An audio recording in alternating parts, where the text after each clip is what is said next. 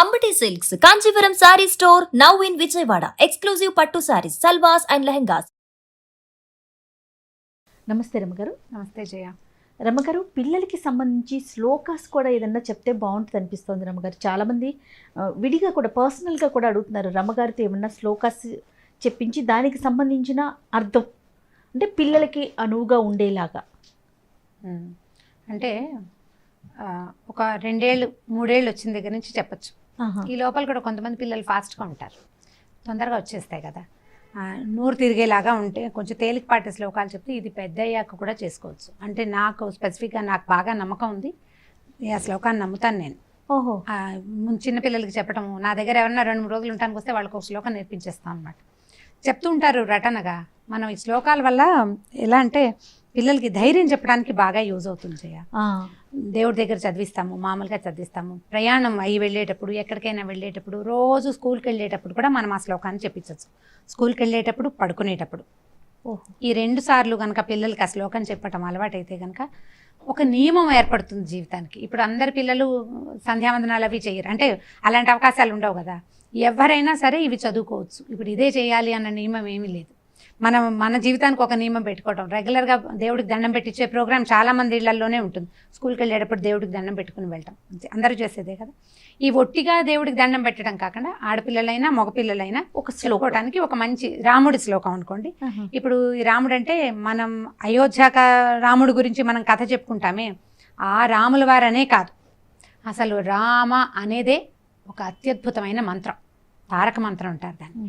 ఆ సౌండ్ని మనం అనడం వల్ల ఒక పాజిటివ్ వైబ్రేషన్ వస్తుంది. ఇప్పుడు రాముల వారి కథ ఎలాగా మళ్ళీ మనం రామాయణం వాల్మీకి అందులోకి వెళ్ళకుండా ఈ రామ అనటంలోనే ఆ రామ అనంగానే ఒక మంచి అద్భుతమైన ఆరా వచ్చేస్తుంది మన శరీరం చుట్టూతా. ఇది ఎలా చెప్తాము అంటే దీనికి వైబ్రేషన్ ఉంటుంది, ప్రతిదానికి ఒక వైబ్రేషన్ ఉంటుంది కదా. ప్రతి అక్షరానికి మనం మాట్లాడతాము, ఏదో చెప్తాం, అవతల వాళ్ళని వినేలాగా చేయటం అనేది ఒక వైబ్రేషన్. అవతల వాళ్ళకి ఇరిటేటింగ్ కలిగించేది ఒక వైబ్రేషన్. మనకు అర్థమవుతూనే ఉంటుంది కదా. మనం మాట్లాడుతుంటే అవతల వాడికి ఇరిటేట్ అవుతున్నాడా, వాడికి సంతోషిస్తున్నాడా అనేది దేనివల్ల వస్తుంది? వైబ్రేషన్ వల్లే. సో ఈ రాలోను మాలోను ఉన్న వైబ్రేషన్ ఏంటంటే మోస్ట్ పాజిటివ్ వైబ్రేషన్. ఇంత పాజిటివ్ వైబ్రేషన్ కలిగించే తేలికపాటి స్వరాలు ఇక లేవు, మొత్తం మన లాంగ్వేజ్లో లేవు. ఇంకా ఈ రానే మానే రెండే ఏం లేవు. కాబట్టి ఈ రాముడికి సంబంధించిన ఒక చిన్న శ్లోకం చెప్తాను, అర్థం కూడా చెప్దాం తప్పకుండా. ఇది కనుక 2-3 సార్లు పిల్లలకి వినిపిస్తే ఆటోమేటిక్గా వచ్చేస్తుంది. రిథం పోకుండా మాత్రం చూసుకోండి. ఇదే రిథంలో కనుక చెప్తూ ఉంటే అందులోకి రావాల్సిన వైబ్రేషన్ ఖచ్చితంగా అందులో నుంచి బయటకు వస్తుంది. ఓకే, వినండి. అంటే ఇది స్క్రోల్ చేయండి, మేము రాసుకుంటాము అని అడగర్లేండి అందరూ, ఎందుకంటే ఇది శ్లోకం ఫ్రీక్వెంట్గా అన్ని చోట్ల కనపడుతూనే ఉంటుంది. ఒకసారి విని నిదానంగా రాసుకుంటే ఎక్కడ ఒత్తులు ఉన్నాయో తెలుస్తుంది క్లియర్గా. ఓకే, చూడండి. ఆపదామపహర్తారం దాతారం సర్వసంపదాం లోకాభిరామం శ్రీరామం భూయో భూయో నమామ్యహం. ఇంతే. ఇంకొకసారి. ఆపదామపహర్తారం దాతారం సర్వసంపదాం లోకాభిరామం శ్రీరామం భూయో భూయో నమామ్యహం. దీని అర్థం ఏంటంటే ఆపదాం అపహర్తారం అంటే ఆపదలను పోగొట్టేవాడు, దాతారం సర్వసంపదాం సర్వ సంపదలని ఇచ్చేవాడు, అపదామపహర్తారం దాతారం సర్వ లోకాభిరామం శ్రీరామం లోకం మొత్తానికి అభిరాముడైన వాడు, అంటే ఆచరింపదగిన గుణాలు కలిగిన వాడు. అంటే ప్రతి వాళ్ళు రాముని చూసి నేర్చుకోవాల్సింది. అన్ని గుణాలు అన్ని సద్గుణాలు కలిగినటువంటి అభిరామ గుణాకరుడైనటువంటి రామచంద్రుడికి భూయో భూయో అంటే మళ్ళీ మళ్ళీ ఎప్పటికప్పుడు నేను నమస్కరిస్తూనే ఉంటాను. ఎప్పుడూ రాముడిని నేను నమస్కరిస్తాను. ఆ రామ శబ్దానికి దాసోహం అంటాను. రాముడికి నేను దాసోహం చేస్తాను. అప్పుడు ఆయన నాకేమిస్తాడు? ఆపదలను తొలగిస్తాడు, అన్ని సంపదలని, అంటే ప్రపంచంలో ఉన్న సంపదని సొంతం చేయడు. నీకేం కావాలో దాన్ని, నీకేం కావాలో, నీ జీవితానికి ఏం అవసరమో, నువ్వు దేనికి పాత్రుడివో దాన్ని ఇస్తాడు. అలాంటి వాడు. పైగా ఈయన ఎలాంటి వాడు? మామూలు వాడు కాదు, లోకాభిరాముడు. ప్రపంచమంతా ఫాలో చేయదగిన వాడైనటువంటి శ్రీరాముడు. నిరంతరం అతనికి నేను నమస్కరిస్తాను. ఎప్పుడూ రాముడికి నమస్కరించండి, ఎప్పుడూ రాముడిని గుర్తు చేసుకోండి. ఆ రాముడిని గుర్తు చేసుకుంటూ ఉండటం వల్ల ఆ పాజిటివ్ వైబ్రేషన్ మనతోటి ఉండి ఎప్పుడు మన పిల్లల్ని కాపాడుతుంది. పొద్దున్న స్కూల్కి వెళ్ళేటప్పుడు చెప్పండి ఒక్కసారి అంటే చాలు. షూ వేసుకున్న తర్వాత స్టెప్పులు వేసుకుని చెప్పకూడదు, అలా ఏమీ అనుకోవద్దు. ఒకసారి చెప్పించడం, మొత్తం శ్లోకం క్లియర్గా వినపడేలాగా చెప్పాలి. ఓ చాగంటి కోటేశ్వరరావు గారు ఒకసారి ఒక సందర్భంలో చెప్పారు, మా అమ్మ నాకు ఒక శ్లోకం చెప్పేది, పైకి చెప్పు, మొత్తం శ్లోకం వినపడాలి. ఈ ఆపదమ్మ భర్తారం ఎంత చిన్న శ్లోకం, 30 సెకండ్స్, అంతే 30 సెకండ్లలో అయిపోతుంది. ఇప్పుడు ఎంతసేపు నేర్పించాలి? 4-5 సార్లు చెప్తే తల్లులకి రావడం కష్టం, కానీ పిల్లలకి సులువుగా వచ్చేస్తుంది. అవును. ఈజీగా వచ్చే ఈ శ్లోకాన్ని పిల్లలకి నేర్పించవచ్చు. అండ్ రెండోది, జనరల్గా పిల్లలు బెదురుతూ ఉంటారు, భయపడతారు, ఒంటరిగా ఉండటానికి భయపడతారు, ఒక్కళ్ళే వెళ్ళటానికి భయపడతారు, జనాల్ని ఫేస్ చేయడానికి భయపడతారు, స్కూళ్ళలో ఏదైనా ప్రోగ్రామ్ ఉంటే స్టేజ్ ఫియర్ ఫీల్ అవుతారు. వాళ్ళకి ఆంజనేయ సంబంధితమైన ఒక శ్లోకాన్ని చెప్పచ్చు. ఆంజనేయుడు ఏంటంటే, మనం ఎక్కడ రామ అంటామో అక్కడ ఆంజనేయుడు ఉంటాడని ప్రతీతి. మనం శ్రీరామ అనగానే మన పక్కన నుంచుంటారని, అది ఎక్కడ రామనామ జపం జరుగుతుందో అక్కడికి ఆంజనేయులు వస్తారు. ఆయన పద్ధతే అది. రాముల వారికి కాదు, రామనామానికి దాసులుగా ఉంటారు ఆంజనేయులు అని చెప్తారు. సో ఈ ఆంజనేయ శ్లోకం కూడా ఒక చిన్న శ్లోకం. ఆంజనేయ స్వామికి సంబంధించినవి ఎన్నో శ్లోకాలు ఉన్నాయి. నేను ఒకటి చెప్తున్నాను మీకు, అర్థమైంది ఇలా చేస్తే బాగుంటుంది అంటే, మీరు ఎన్ని శ్లోకాలు వస్తే అన్ని శ్లోకాలు పిల్లలకి చెప్పుకోవచ్చు. నేను రెగ్యులర్గా చేసే శ్లోకాన్ని నేను చెప్తా. ఓకే. ఆంజనేయుడికి సంబంధించిన చిన్న చిన్న చిన్న చిన్న శ్లోకాలు బోలెడు ఉన్నాయి, పుస్తకాల్లో కనిపించింది చెప్పుకోవచ్చు. హనుమాన్ చాలీసా నేర్చుకోగలిగే పెద్ద వయసు పిల్లలైతే నేను చక్కగా హనుమాన్ చాలీసానే నేర్పించవచ్చు. ఈ చిన్న శ్లోకం వినండి. అంజనానందనం వీరం జానకీ చోకనాశనం కపీశమక్షహంతారం వందే లంకా భయంకరం. మళ్ళీ చెప్తామా? మళ్ళీ. అంజనానందనం వీరం జానకీ శోకనాశనం కపీశమక్షహంతారం వందే లంకా భయంకరం. ఇది ఎంత సింపుల్, పూర్తి రామాయణం వచ్చేసింది ఇందులో.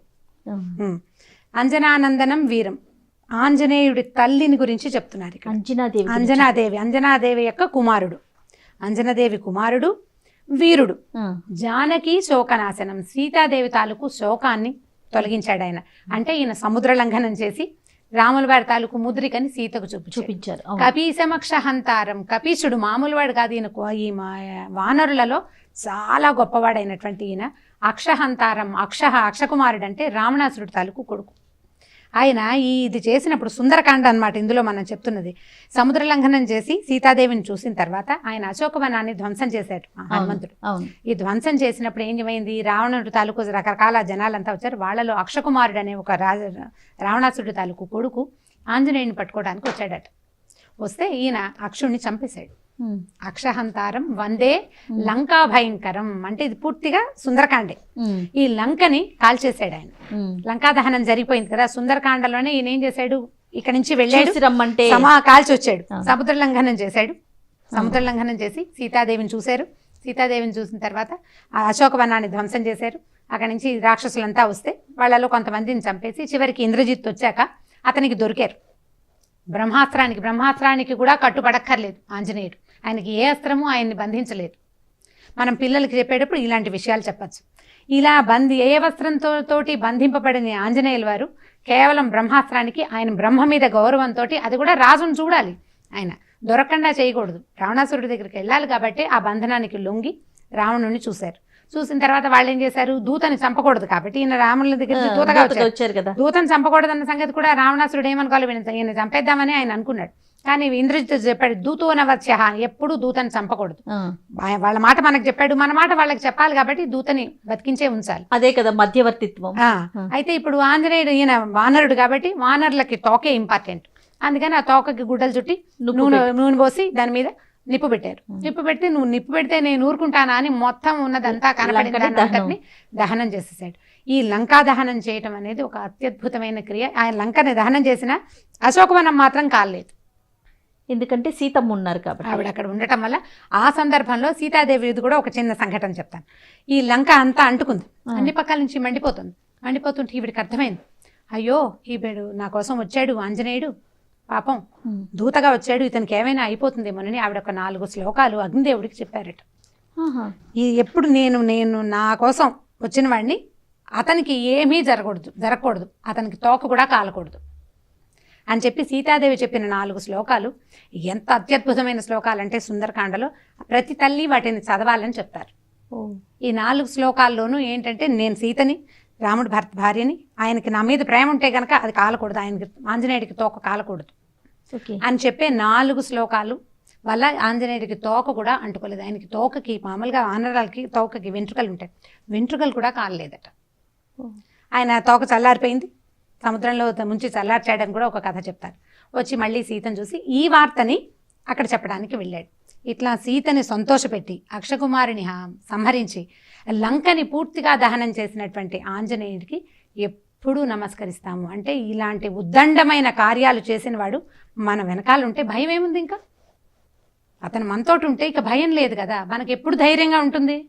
చేతిలో ఇప్పుడు మనం కుక్క వచ్చింది, మన చేతిలో కర్ర ఉంటే మనకి ధైర్యంగా ఉంటుంది. పెద్ద ప్రమాదం వచ్చింది, మనని రక్షించడానికి వెనకాల ఎవరైనా ఉంటే ధైర్యంగా ఉంటుంది. ఒక సేన మొత్తం ఉంటే ఇంకా ఆ ధైర్యానికి అంతే లేదు. అలాంటిది ఒక ఉద్దండ కార్యాలు సాధించగలిగినటువంటి హనుమంతుడి లాంటి తోడు గనక మన పక్కన ఉంటే దానివల్ల ఏ భయము ఉండదని పిల్లలకి రామాయణ గాథ, ఇది సుందరకాండ గాథ కొంత చెప్పడం, అక్కడి నుంచి ఈ శ్లోకాన్ని నేర్పించడం. సో ఆంజనేయుడు ఉంటాడు, భయం లేదు. పీడకలు వస్తాయి కొంతమంది పిల్లలకి, రాత్రిళ్ళు నిద్రలో ఏడుస్తూ లేస్తారు, ఏదో మాట్లాడతారు. అవును రమ్మగారు, మీకు కూడా అనుభవం ఉంది. నిద్రలో లేచి అంటే స్కూల్లో జరిగిందో క్లాస్ లో జరిగిందో ఏదో పిల్లలతో ఆడుకున్నదో బెదిరి ఆ నిద్రలో చెప్తారు, అందులో నుంచి బయటికి రారు. అలా అప్పుడు పిల్లలకి పడుకునేటప్పుడే కాసిన మంచినీళ్ళు తాగటం, ముందు ఫస్ట్ ఆఫ్ ఆల్ బాత్రూమ్కి వెళ్ళటం, కాళ్ళు కడుక్కోవటం. కాళ్ళు కడుక్కుంటే పీడకలలు రావని చెప్తారు పెద్దవాళ్ళు, మర్చిపోతారు జరిగినవన్నీ. ఒక అర గ్లాస్ మంచినీళ్ళు తాగటం, ఒక శ్లోకం చెప్పించి పడుకోబెట్టడం.